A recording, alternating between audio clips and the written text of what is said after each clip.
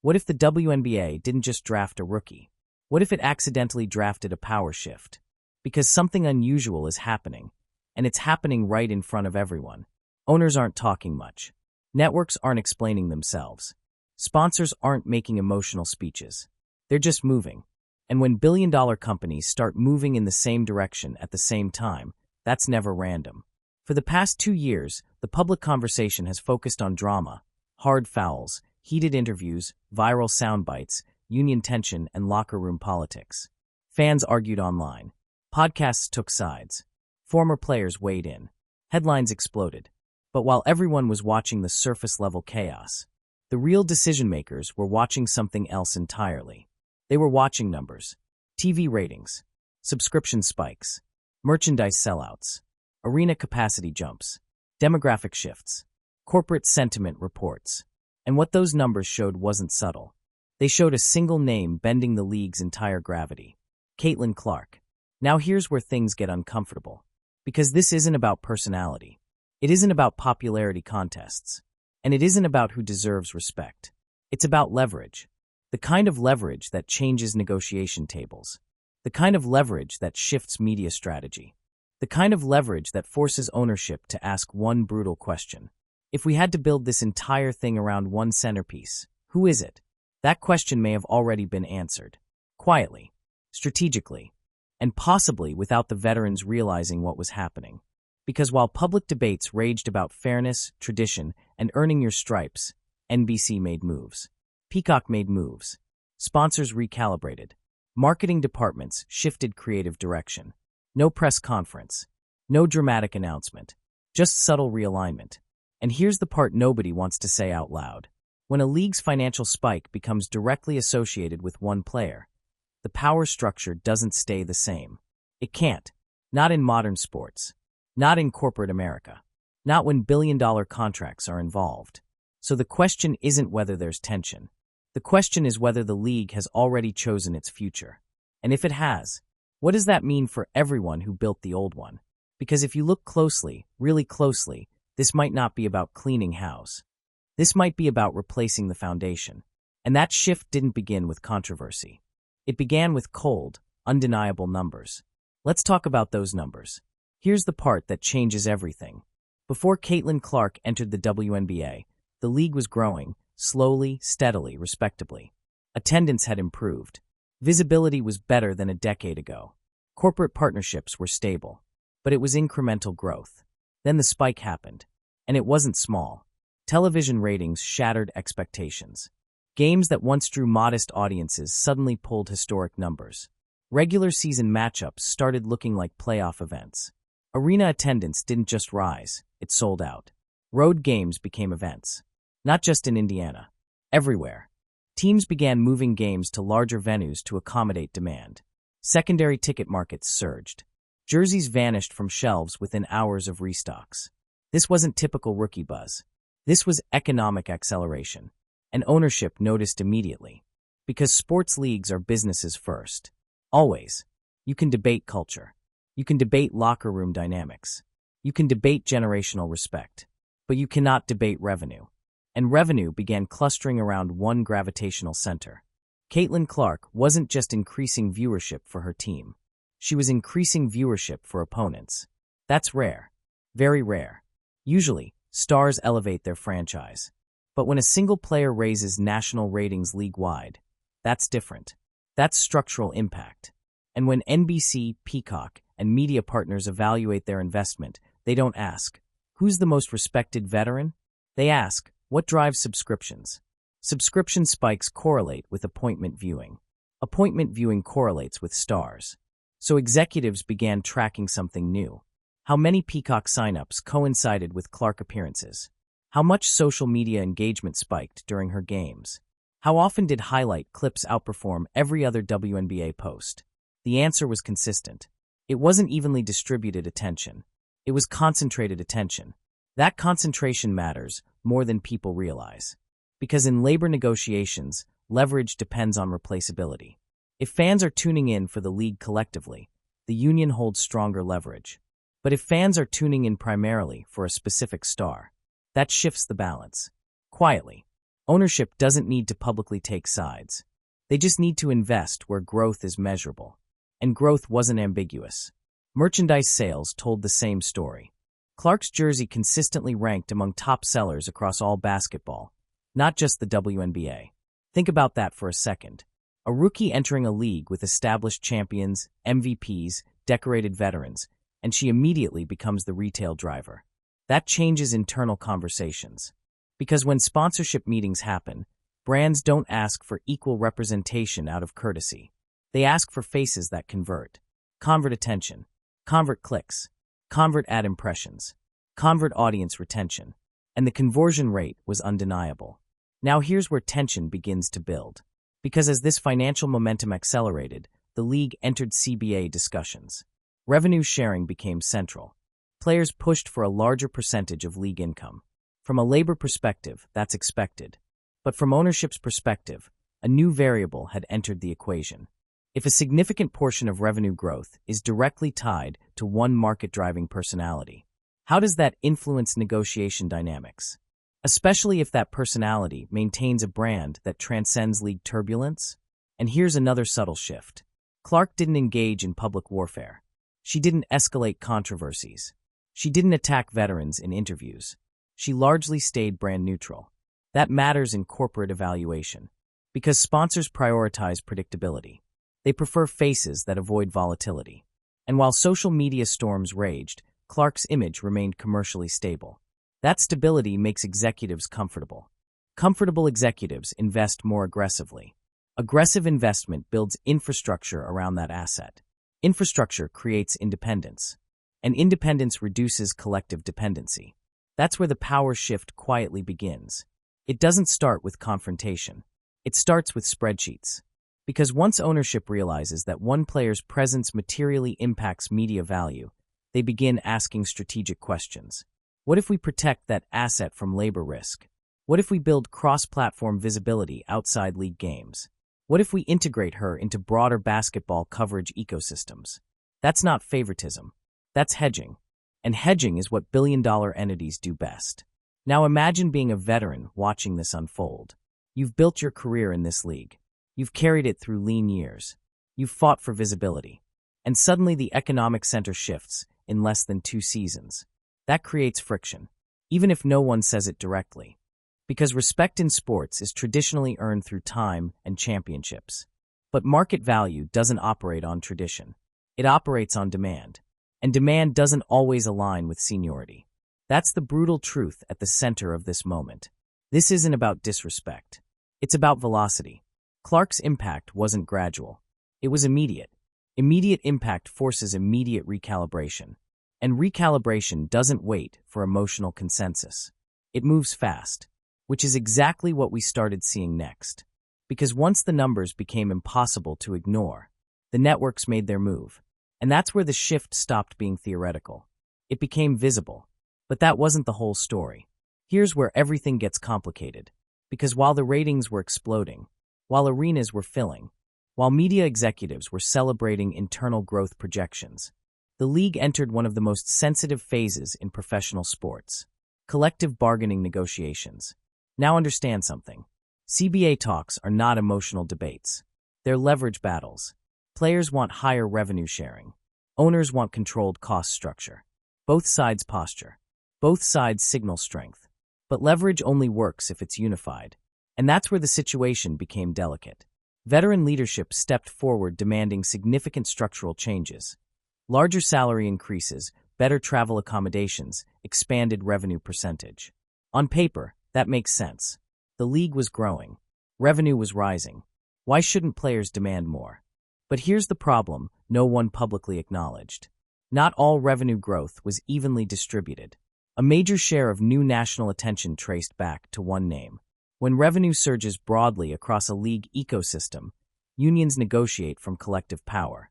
But when growth becomes heavily associated with a singular attraction, ownership starts calculating differently. Quietly, behind closed doors. They begin asking questions that don't make headlines. What percentage of new subscriptions correlate with specific player appearances? What percentage of jersey sales are driven by one individual? What percentage of social impressions center on one highlight clip? If those numbers cluster too tightly, collective leverage weakens, because now ownership sees optionality. Optionality is dangerous in labor negotiations. It means flexibility. It means contingency planning. It means if one path collapses, another remains open. And that's when something subtle happened. Veteran leaders began speaking more publicly. Interviews hinted at strike possibilities. Social media conversations intensified. Revenue-sharing percentages became public talking points. But ownership wasn't reacting emotionally. They weren't panicking. They weren't making defensive press appearances. They were observing. Because from their perspective, the math looked different than it did 5 years ago. 5 years ago, a strike could cripple visibility. Now, they had a rising global attraction capable of carrying independent marketing cycles. That changes risk tolerance. If a league's most marketable star remains brand stable and media accessible, even during negotiation tension, ownership doesn't feel cornered. They feel insulated. And insulation shifts power. Now let's be clear. This doesn't mean ownership wanted conflict. It means they weren't afraid of it. And that difference matters. Because in labor disputes, fear drives concessions. If owners fear total revenue collapse, they rush to compromise. But if they believe a central asset protects baseline income, negotiations slow down. They become strategic, measured, even patient. And patience can look like indifference, which fuels even more frustration. Now imagine being a veteran who's carried the league through low attendance seasons. You fought for charter flights. You fought for recognition. You fought for expanded media deals. And just as the breakthrough finally arrives, the financial spike aligns with a rookie. That timing feels unfair. It feels like history being rewritten. So when veterans push hard in negotiations, it isn't just about money. It's about legacy. It's about not wanting the narrative to become. The league was saved by one player. Because leagues are built by generations, not moments. But corporate investment doesn't reward sentiment. It rewards scalability. And scalability was suddenly attached to a singular brand. Which is why ownership's posture didn't match the emotional temperature of the debate. They didn't publicly escalate. They didn't attack union leadership. They didn't issue threats. They simply allowed media momentum to continue building around Clark. And that sent a message without anyone saying a word. It signaled this. The engine of growth is not fragile. That's devastating in negotiation psychology. Because if one side believes time benefits them more than the other, they don't rush. Now here's another layer most people missed. Clark herself didn't position against the union. She didn't oppose revenue discussions. She didn't undermine veterans publicly. But she also didn't anchor herself to negotiation rhetoric. She remained commercially neutral, which gave ownership flexibility. They could promote her aggressively without appearing anti-union. That neutrality became strategic gold. And suddenly the narrative wasn't owners versus players. It was business momentum versus internal friction. That's a much different framing. Because the public doesn't analyze CBA language deeply. They analyze vibe. If fans perceive conflict, they gravitate toward stability. And stability had a face. Now consider the risk assessment from a media partner's perspective. If there's even a chance of labor disruption, networks protect their investment. They don't wait for chaos. They pre-plan. They build alternative programming. They secure personalities who can appear across platforms. They create cross-league integrations. Which brings us to the next shift. Because while negotiations intensified, NBC didn't pause. They accelerated. And that acceleration wasn't random. It was strategic positioning. Because if negotiations were to stall, if a strike were to happen, if the league's schedule became unstable, NBC could still market a basketball personality drawing millions, independent of league turbulence. That's insulation. That's leverage. That's protection. And when protection exists on one side of a negotiation table, the urgency changes. The tone changes. The balance shifts. Now here's the uncomfortable question. Did veterans overestimate collective indispensability in a moment when the economic center had already moved? That's not criticism. That's structural reality. Because if you negotiate as though revenue growth is evenly shared, but ownership believes growth is concentrated, you're operating from two completely different maps. And when maps don't align, conflict escalates, which is exactly what started happening. Public rhetoric sharpened. Fans polarized. Media amplified division narratives. But behind all of it, Ownership kept building around the one asset least entangled in turbulence. And that's when the power shift stopped being theoretical. It became visible. Because the next move didn't happen in a boardroom. It happened on national television. And once it did, everyone understood. This wasn't accidental momentum. It was strategic alignment. And that's where the real separation begins. Here's when the whispers stopped being whispers. Because numbers can be debated. Negotiations can be spun. Social media arguments can be dismissed as noise. But national television positioning? That's intentional. When NBC stepped in and elevated Caitlin Clark into broader NBA coverage visibility, that wasn't random scheduling. That was strategic placement. And placement in media is power. Think about what that actually means. A rookie WNBA player, in the middle of league-wide tension, being integrated into high-profile NBA broadcast ecosystems. That is not normal. Networks don't casually insert personalities into flagship programming. Every appearance is calculated. Every camera angle is deliberate. Every on-air segment is evaluated for audience retention metrics. So when NBC made Clark visible beyond just WNBA game broadcasts, the message wasn't subtle. It said this: she is bigger than the turbulence. That matters more than people realize. Because once a player is framed as a cross-league personality, not just a team asset, their leverage expands beyond their employer. And that's dangerous territory for traditional league structures. Historically, leagues control visibility. They control platform access. They control spotlight intensity. But when a network independently amplifies a player's brand across programming verticals, control decentralizes. Now imagine the internal conversations happening at that moment. Veterans are publicly negotiating. Union leadership is pressing revenue demands. Strike rhetoric circulates. And NBC, they're building segments around Clark's personality. They're integrating her into basketball culture discussions. They're showcasing her in environments historically reserved for legacy NBA stars. That is a visual power transfer.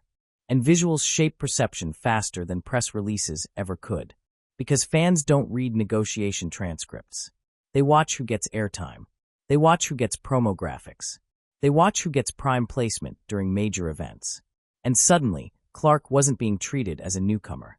She was being treated as a centerpiece. Now here's where the strategy gets sharper. If you're NBC, and you just invested heavily in a joint NBA/WNBA media package, you don't want instability. You want continuity. You want a face that attracts neutral sports fans, not just league loyalists. Clark did something rare. She attracted crossover viewers. College fans followed her to the pros.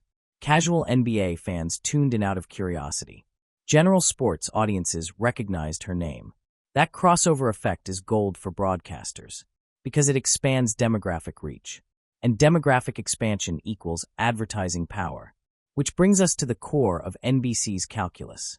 If the WNBA season faces uncertainty, if negotiations drag, if player availability fluctuates, NBC still needs content anchors. So they positioned one. In advance. They didn't wait for disruption. They prepared for it. That's not favoritism. That's risk management. But here's the unintended consequence. By publicly integrating Clark into broader basketball broadcasting, NBC unintentionally signaled hierarchy. Not verbally, visually. And visual hierarchy shapes fan psychology instantly. Because when one player is elevated to shared stages with NBA legends, while others remain in internal league discussions, the perception gap widens.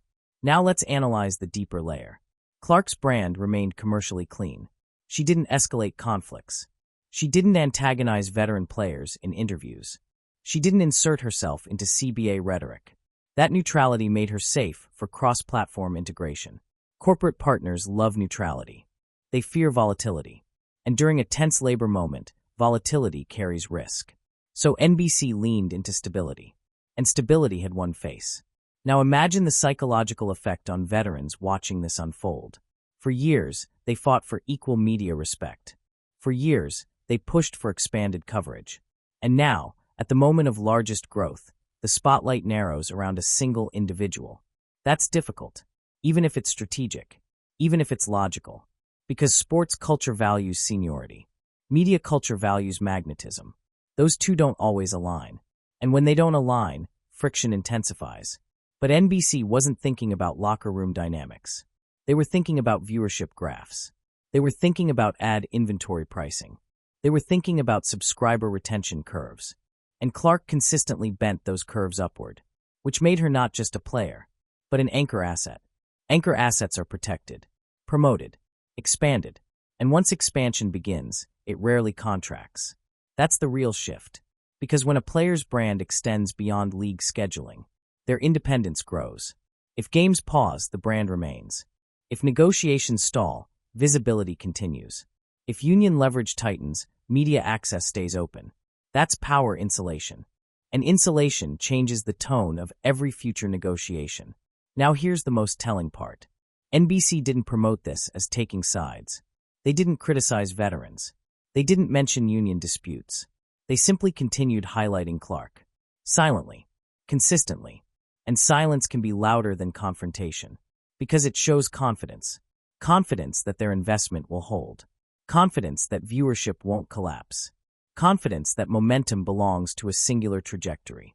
And when a network feels that confident, it sends a ripple effect across ownership circles. Because media partners influence league posture. If broadcasters signal faith in one central figure, ownership takes note. Sponsors take note. Investors take note. And slowly, a new center of gravity forms.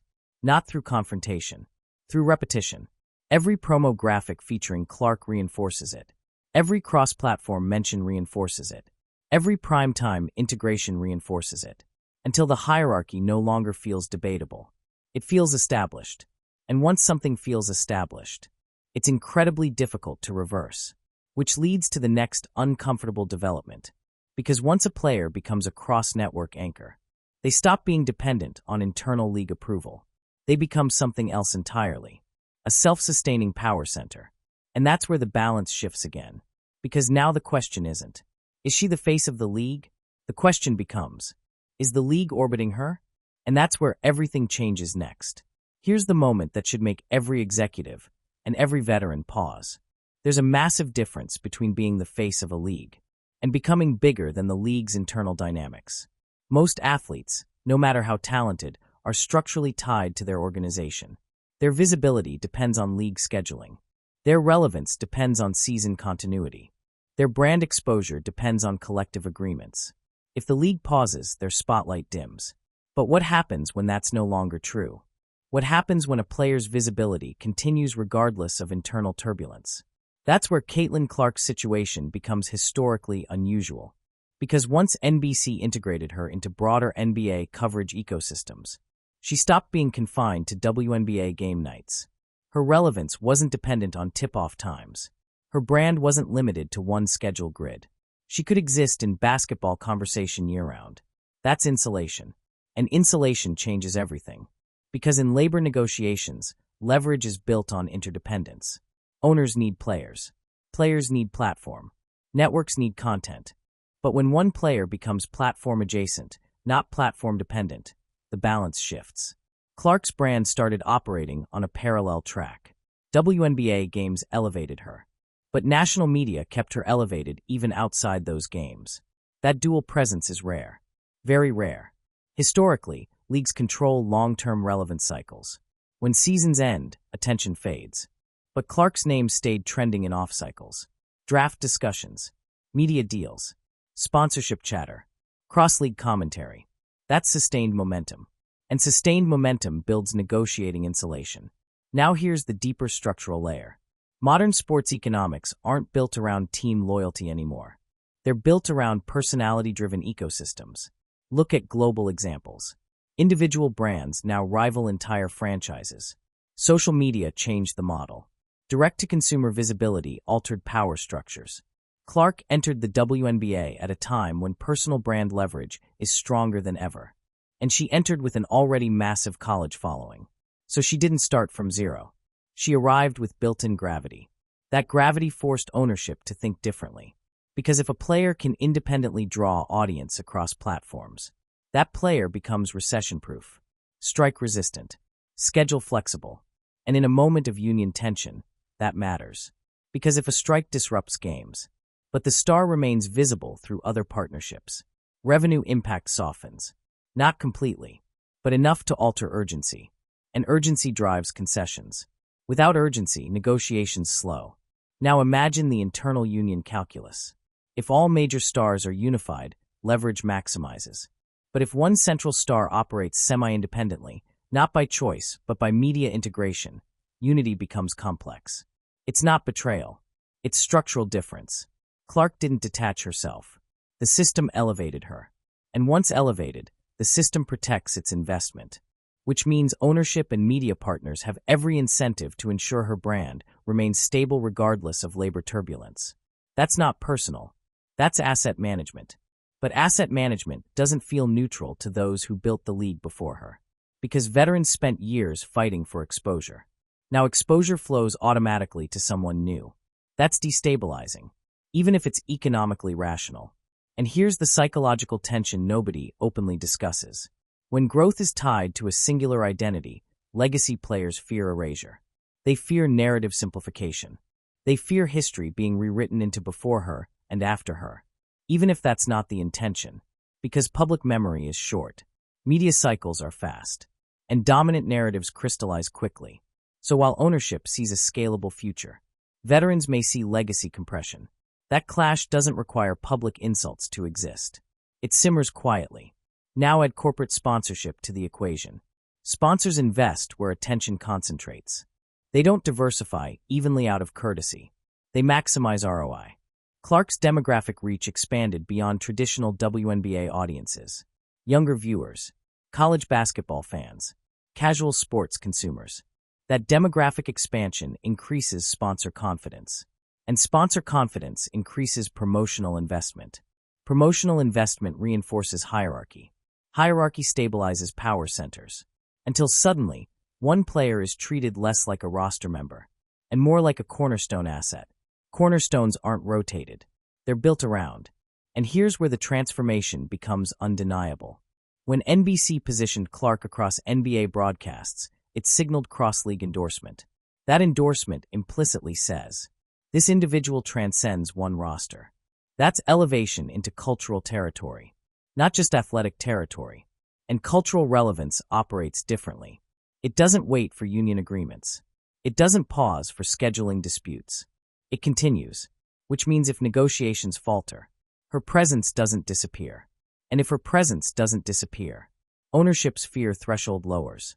Lower fear means harder bargaining posture. Harder bargaining posture means prolonged standoffs. And prolonged standoffs expose fractures. Not because anyone wants division, but because structural asymmetry creates it. Now ask yourself something uncomfortable. If Clark's brand continues thriving regardless of league turbulence, who actually feels the pressure first? Is it ownership? Or is it veterans whose visibility remains tied to collective scheduling? That's where the imbalance grows. Because modern sports operate in the star economy. In the star economy, concentrated attention equals concentrated leverage. And Clark's attention concentration isn't fading. It's expanding, which means we're no longer watching a rookie adjusting to the league. We're watching a league adjusting to a rookie.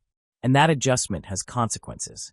Because once a league begins orbiting a singular economic engine, it must decide how to structure the future. Does it double down on collective identity? Or does it embrace personality-driven growth? That decision shapes everything that follows. And if the recent media moves are any indication, the direction may already be set. But here's where it becomes even more delicate. Because the next layer isn't about visibility. It's about control. And control is where unions and ownership collide hardest. That's where the real tension begins. Here's where the situation becomes uncomfortable. Because collective bargaining only works when leverage is unified. That's the foundation of every player's union. Strength in numbers. Strength in solidarity. Strength in shared dependency. Owners need players to generate revenue. Players need owners to provide structure and platform. That interdependence creates balance. But what happens when one player's economic gravity starts bending that balance? That's the quiet dilemma forming right now. Not publicly, not officially, but structurally. Unions negotiate based on total league value. Revenue pools are shared. Salary caps are calculated collectively. Revenue splits are framed around league-wide performance. But if revenue growth becomes highly concentrated around one central figure, ownership begins thinking in tiers. Not publicly, Internally, because from a business standpoint, concentration of value creates optionality. Optionality reduces vulnerability. And vulnerability is what unions rely on. Let's break that down clearly. If the entire league's audience disappears during a strike, owners panic. If sponsors pull funding because games stop, owners rush back to the table. If networks threaten penalties due to missed broadcasts, owners concede. But if the league's most marketable personality remains visible and profitable, even outside official games, the fear factor changes. Not completely, but enough. And enough is all that matters in negotiation psychology. Because leverage isn't about eliminating risk. It's about increasing the other side's discomfort. And if ownership believes they can mitigate revenue damage through cross-platform visibility centered on one star, they negotiate from a calmer posture. Calm is power in labor disputes. Now here's the deeper issue. Clark herself hasn't opposed the union. She hasn't undercut revenue demands. She hasn't publicly separated from collective goals. But structurally, her media positioning has created asymmetry. She can remain culturally relevant without full league participation. Most players cannot. That asymmetry weakens collective urgency. And urgency is what drives fast concessions. Without urgency, negotiations extend. Extended negotiations create fatigue. Fatigue creates fractures, even if no one intends it. Now imagine union leadership in this environment. They must present unified strength. They must convince ownership that a strike would cripple growth. But ownership may internally believe growth has a safety net. That safety net is concentrated branding. And branding concentrated around one individual is easier to insulate than branding spread across 30. That's not an attack on collective effort. It's a structural reality of modern sports economics. In today's media ecosystem, personality scales faster than institution. Social platforms amplify individuals more efficiently than leagues. And Clark entered at the perfect moment for that dynamic. She already understood national attention cycles. She already carried a college-era following. So when she transitioned into the WNBA, she didn't need slow organic brand building. She arrived amplified. And amplification changes leverage math. Now here's another layer few people discuss. If ownership senses that union leadership is pushing aggressively at a moment when revenue growth is tied to a specific brand, they may view that push as mistimed. Not because demands are unreasonable, but because timing shifts perception. Owners may think, why destabilize momentum during peak growth? Union leaders may think, this is precisely when growth justifies higher percentages. Both perspectives can exist simultaneously. But if ownership believes growth will continue regardless of labor disruption, because the brand center remains intact, their incentive to rush diminishes. That's where tension escalates. Because one side feels urgency, the other feels insulation. And insulation creates patience. Patience frustrates urgency. Now let's address the emotional undercurrent. Veteran players carried the league during lower revenue years. They negotiated incremental improvements. They endured limited exposure. So when revenue spikes arrive, they want fair redistribution. That's logical. But the market doesn't distribute evenly. It rarely does. It rewards magnets. And Clark became a magnet. That magnetism doesn't invalidate veteran contributions, but it shifts economic gravity. And when gravity shifts, structures must adapt. The union now faces a delicate balancing act. If they push too hard publicly, they risk alienating fans who perceive conflict.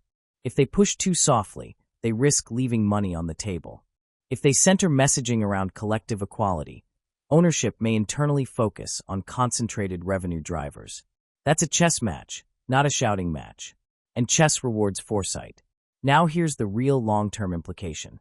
If ownership and media partners continue building independent marketing ecosystems around Clark, future negotiations may include differentiated structures. Not officially, but practically. Star-based escalators, brand-based incentives, individual endorsement integration. That fractures traditional revenue pooling models. It shifts from league-first economics to star-first economics. And once that shift happens, it's almost impossible to reverse. Because fans follow personalities more than institutions. That's the uncomfortable truth of the modern era. And the WNBA may be experiencing that shift faster than expected. Which leads to a bigger question. If one player's market gravity reshapes negotiation posture, What does that mean for locker room dynamics? Because economic asymmetry doesn't stay confined to boardrooms. It bleeds into culture. And culture is where tensions either explode or quietly harden. And that's where this story turns next. Here's where everything stops being spreadsheets and starts becoming personal. Because money shifts are one thing, but cultural shifts, those hit identity. And that's where this situation becomes explosive. For years, WNBA veterans fought for respect. They battled for visibility in a sports ecosystem that often overlooked them. They pushed for recognition. They pushed for media coverage. They pushed for fair compensation. And that fight wasn't easy. So when a rookie arrives and instantly commands national attention, it doesn't just feel like growth. It feels like disruption. Not necessarily because of who she is, but because of what the attention represents. Clark didn't slowly integrate into the league spotlight. She absorbed it immediately. Her games weren't just competitive matchups. They were events. Opposing arenas sold out specifically for her arrival. National coverage intensified around her performances. Social media clips featuring her traveled faster than most entire team accounts. That speed matters, because cultural hierarchy in sports is usually gradual. It builds through championships. It builds through sustained dominance. It builds through time.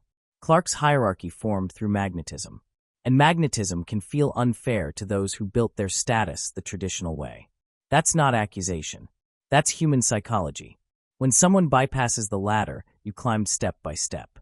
It creates internal friction, even if you respect their talent, even if you understand their impact. Now layer social media on top of that. Because social media doesn't handle nuance well. It amplifies extremes. Fans began framing everything as sides. Veterans versus rookie. Old guard versus new era. Gatekeepers versus revolution.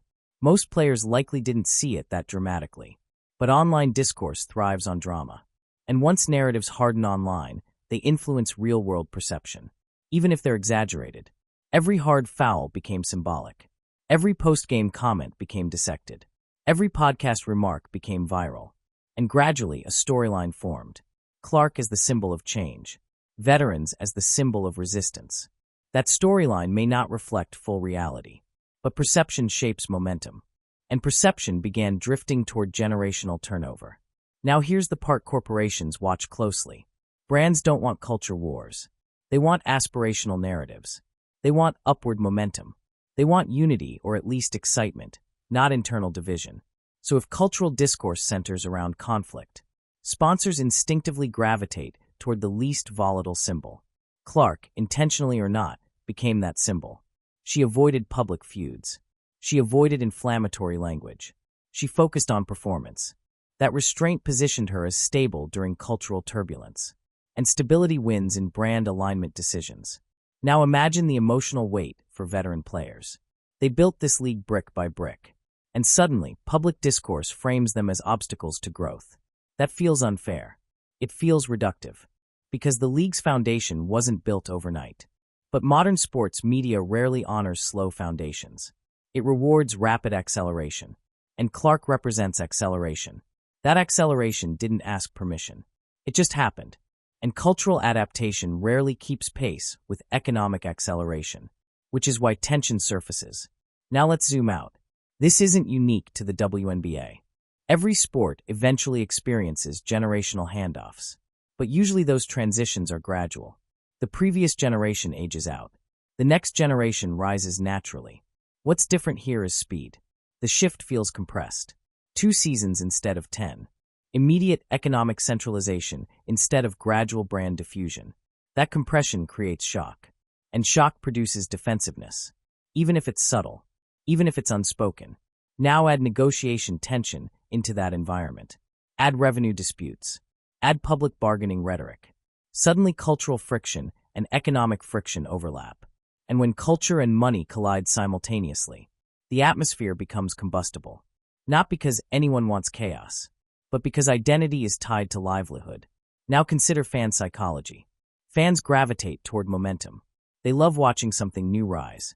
They love feeling part of a turning point. Clark represents that feeling for many. But others feel protective of what existed before. That divide fuels engagement. Engagement fuels media coverage. Media coverage reinforces narrative polarization. and polarization deepens cultural lines, even if the locker room reality is far more complex. Now here's the subtle transformation happening underneath. The league's cultural center of gravity is moving, not away from veterans entirely, but toward a star-driven model. In a star-driven model, personality matters more than tenure. Marketability matters more than hierarchy. And adaptability matters more than seniority. That doesn't erase veteran value, but it reorders influence. And reordering influence always triggers resistance. Because influence equals voice. Voice equals power. And power rarely shifts quietly. Now here's the uncomfortable truth. The cultural narrative may not even reflect private relationships. Players could be far more professional behind closed doors than fans assume. But perception drives sponsorship behavior. Perception drives media positioning. Perception drives ownership confidence. And perception right now signals a generational shift, whether intentional or not, which leads to the next critical layer. Because culture alone doesn't determine the future. Sponsors do. And sponsor psychology may be the most decisive factor in all of this. Because corporations don't reward noise. They reward safety. And what they do next could finalize the shift permanently. Here's the part most fans underestimate. Leagues don't survive on ticket sales alone. They survive on corporate confidence. Confidence from advertisers. Confidence from brand partners. Confidence from investors. And corporate confidence isn't emotional. It's calculated. When a company decides to invest millions into a player or league, they ask three simple questions. Does this person expand our reach? Does this person create stability? Does this person minimize risk? Clark answered all three almost immediately. Her demographic pull expanded beyond traditional WNBA audiences. She attracted younger viewers, casual sports fans, college basketball followers who might never have watched a WNBA game before. That expansion matters enormously. Because sponsors don't just want loyal fans. They want new consumers. And Clark brought new eyes. But that was only half the equation. The second factor was tone. During a period of public tension, labor discussions, social media polarization, cultural debate, Clark remained commercially consistent. No inflammatory interviews. No divisive public statements. No aggressive rhetoric. Brands love predictability. They invest where messaging stays controlled. And while cultural discourse around the league grew louder, Clark's individual brand remained steady. That steadiness became invaluable. Because when sponsors sense instability within a league ecosystem, they narrow their exposure. They concentrate investments on the safest bet. And right now, the safest bet is the most bankable personality. That's not favoritism. That's corporate strategy. Now imagine being a major advertiser evaluating ad placements. You see negotiation headlines. You see strike speculation. You see public fan arguments. Then you analyze engagement metrics. One name consistently generates record-breaking traffic. That's where your dollars go. And once dollars concentrate, influence follows. Because sponsorship isn't just funding. It's amplification. Ad campaigns elevate visibility. Visibility reinforces hierarchy. Hierarchy shapes perception. And perception becomes reality. Clark's endorsements didn't just boost her. They signaled where corporations believe the future lies. And when multiple corporations independently arrive at the same conclusion, ownership notices. Because sponsors are the lifeblood of league expansion. If sponsors align heavily around one personality, ownership adapts around that alignment. That adaptation might not be publicly announced, but it happens operationally. Marketing budgets shift. Promotional materials shift. Broadcast graphics shift. All subtly reinforcing the same center of gravity. Now here's the uncomfortable dynamic. Veterans fought for increased revenue sharing. But if sponsors begin attaching disproportionate value to one individual, ownership may internally attribute revenue growth accordingly. That doesn't mean veterans aren't valuable. It means economic concentration changes leverage perception. And leverage perception shapes negotiation posture. Because if sponsors are signaling, we're here primarily for this star, ownership calculates differently, not necessarily more aggressively, but more strategically.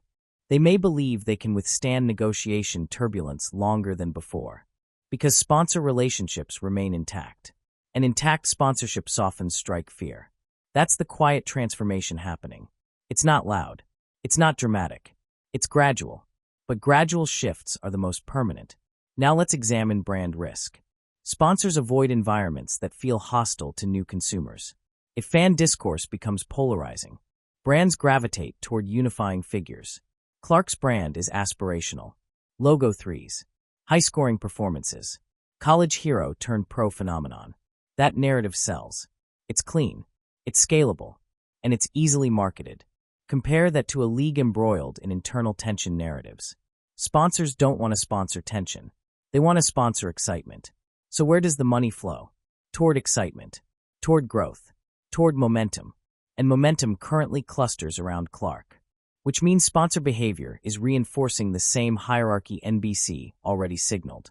That convergence matters, because when media partners and corporate sponsors align in the same direction, ownership confidence skyrockets, and confidence shifts power. Now think long-term. If Clark continues attracting disproportionate sponsorship growth, future contract structures may evolve. More performance-based incentives, more media integration clauses, more individualized marketing rights. That evolution gradually reduces collective dependency, and reduced collective dependency changes union leverage. Not immediately, but structurally. And structural change is harder to reverse than emotional narratives. Now here's the biggest shift. Sponsors aren't just investing in Clark's present. They're investing in her future scalability. They see her as a multi-year growth engine. That long-term belief stabilizes ownership outlook. And a stable ownership outlook resists short-term negotiation pressure. Because if you believe your primary growth engine remains secure, you negotiate from patience. Patience is the most underrated weapon in labor disputes. Now ask yourself, if sponsors are doubling down, if media partners are expanding exposure, if ownership feels insulated, who feels the urgency? And urgency is where the next chapter unfolds.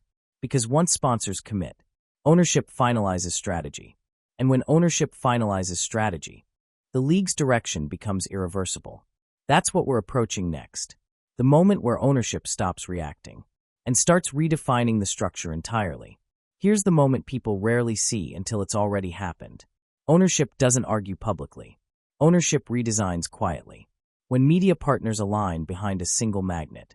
When sponsors concentrate investment around a singular face. When ratings data shows disproportionate spikes. Ownership stops debating narratives. They start building systems. And systems outlast controversy.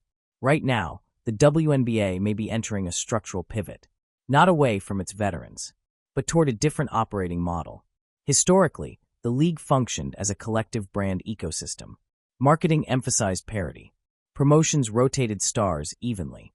League identity came first, personality second. That model made sense during steady growth phases. But explosive growth changes strategy. Because when one personality accelerates visibility beyond institutional growth speed, you don't suppress it, you scale it. Scaling requires redesign. Now imagine ownership reviewing internal projections.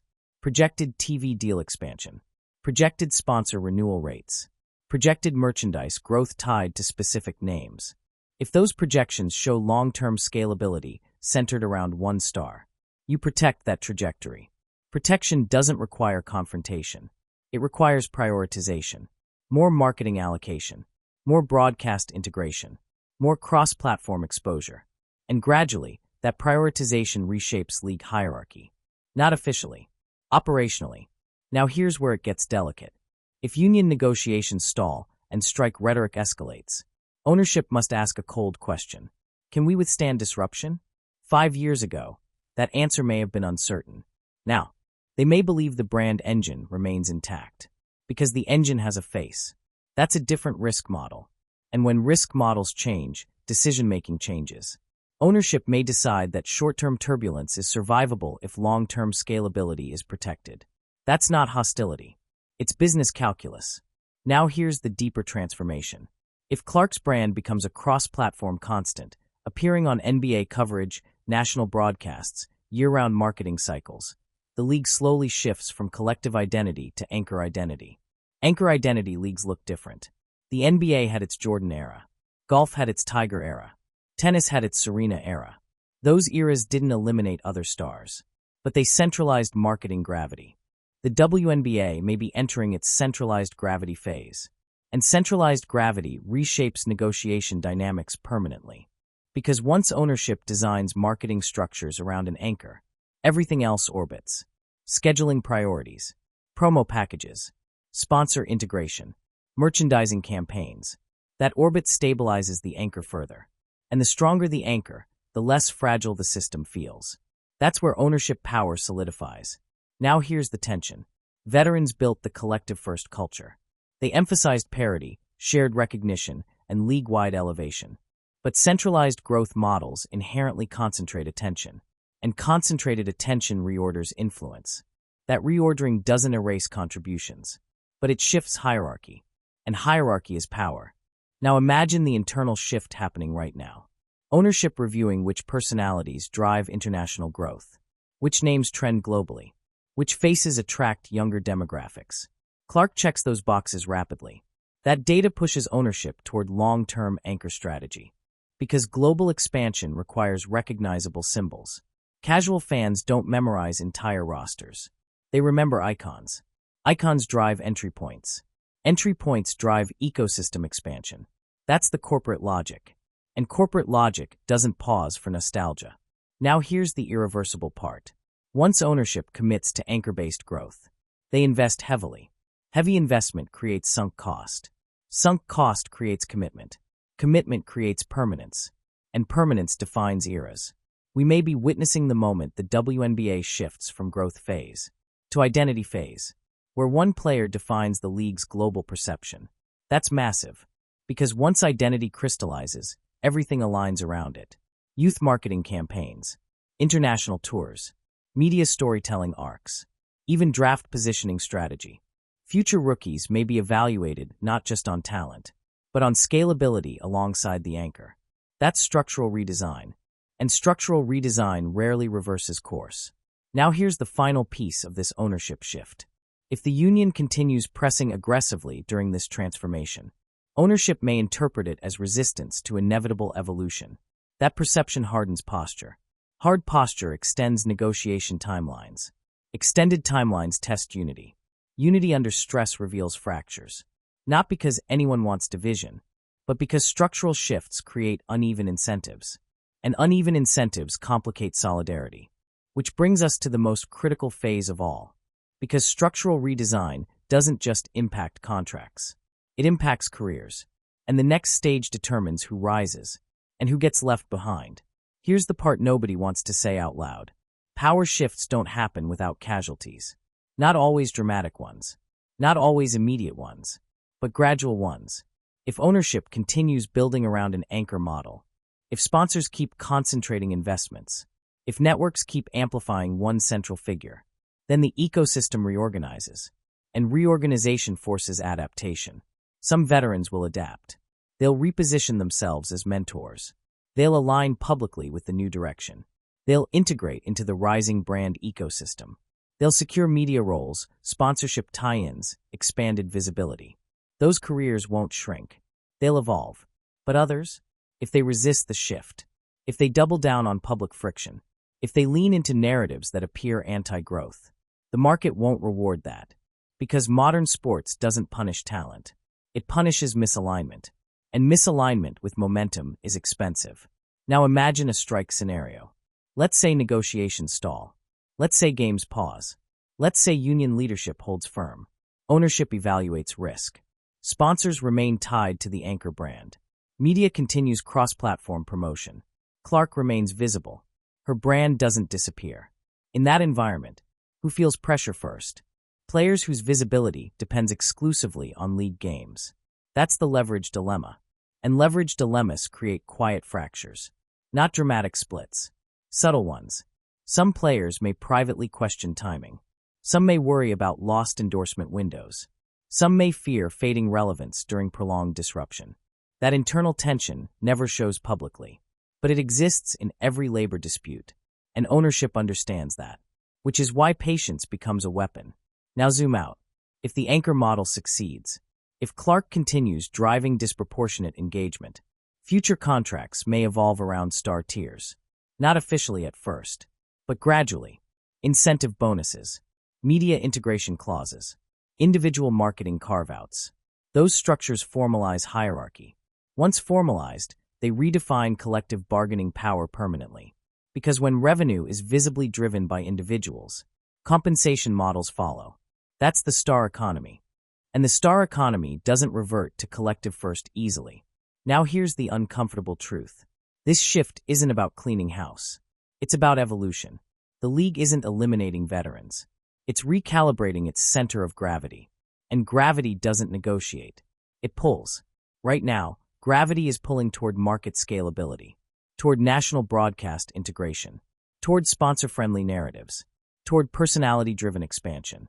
And Clark happens to sit at that intersection, not because she demanded it, but because the market responded to it. That distinction matters. Because revolutions in sports rarely happen through confrontation. They happen through audience behavior. Fans voted with ratings. Fans voted with ticket purchases. Fans voted with merchandise sales. Corporate America noticed. Ownership noticed. Media noticed. And when all three align simultaneously, change accelerates. Which brings us to the final reality. The WNBA may be entering its most pivotal era yet. An era defined not by internal struggle, but by global scalability. If veterans adapt, they become part of that story. If they resist, the market may move past them. That's not cruelty. That's economics. And economics always wins long-term. Let's step back for a second. This isn't about villains. It isn't about heroes. It isn't about one side being right and the other being wrong. It's about momentum. Momentum that arrived faster than expected. Momentum that shifted leverage. Momentum that forced ownership to choose a growth model. The veterans built the foundation. That's undeniable. Without them, there is no platform. But growth waves don't ask who built the shore. They reshape it. Clark represents that wave. A cultural magnet. A revenue accelerator. A brand that crosses demographic lines. Ownership didn't side with a rookie. They sided with trajectory. NBC didn't abandon veterans. They amplified scalability. Sponsors didn't reject the old guard. They invested in growth confidence. This wasn't revenge. It wasn't punishment. It was alignment. And alignment at the corporate level is powerful. Now the question becomes, can the league unify around this shift? Or will internal resistance slow momentum? Because if unity happens, the WNBA could experience unprecedented expansion. If division hardens, the growth window could narrow. That's what makes this moment historic. We aren't watching drama. We're watching structural transformation. And structural transformation doesn't reverse easily. The league didn't clean house. It chose a direction. And that direction may define the next decade. If you want breakdowns that go deeper than headlines, if you want the real power dynamics behind sports politics, if you want to see where the next shift is happening before it explodes, hit subscribe right now. Because the next chapter of this story, it's already forming. And when it drops, you'll want to understand exactly what it means.